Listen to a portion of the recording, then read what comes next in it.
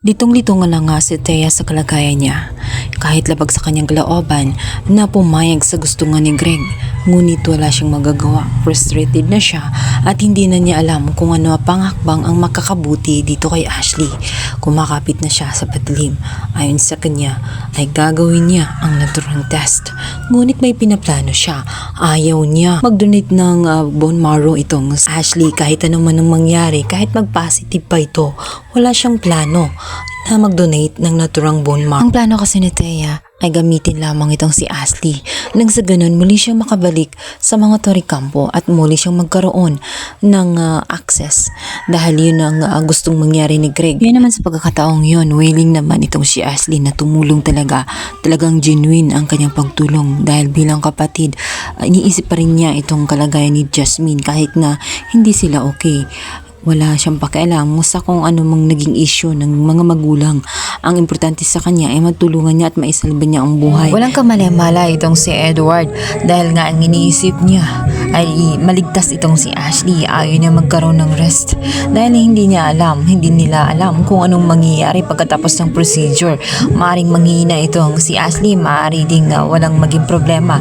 Kaya sa tingin niya ay napaka-risky at ayaw niyang ilagay sa alanganin ang buhay ng kanyang anak, kaya siya hindi pumapayag. Subalit wala nang paki itong si Thea dahil gusto niya na mabigyan pa rin ng magandang buhay itong si Ashley, kaya yun na lang ang tanging pagkakataon. Sinabi agad ni Thea na pumayag lamang siya na magpa-test itong si Ashley. Subalit kahit na mag-match umano ang type ang dugo nila o ang katawan nila para mag-donate, ay hindi pa rin ito naging way para tuluyin nga mag-donate itong si Ashley dahil ang gusto niya ay si Ashley pa rin ang tatanungin at hindi niya ito pipilitin kung sakasakali man na ganoon ang mangyari. Patunay lamang na wala tagang plano itong si Thea na bukal sa loob ang pagtulong niya dito kay Jasmine na talagang para ito ay maisalba. Ang gusto lamang niya ay para sa kanyang sariling kapakanan kung saan magkaroon lamang ng access at hayaan nga siya ni Greg na maling magtrabaho at bigyan ng suporta pagdating sa kanyang anak.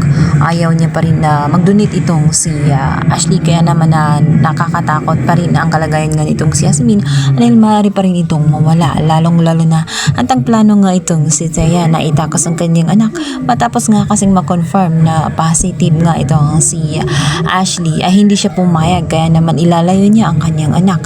Kaya naman naiinis itong si Ashley dahil ang talagang gusto niya ay matulungan itong si Jasmine at ayaw niya itong mamatay. Napaluhan na lamang itong si Ashley. Ayaw man niya na sumama sa kanyang ina, subalit talagang siya ay pinilit.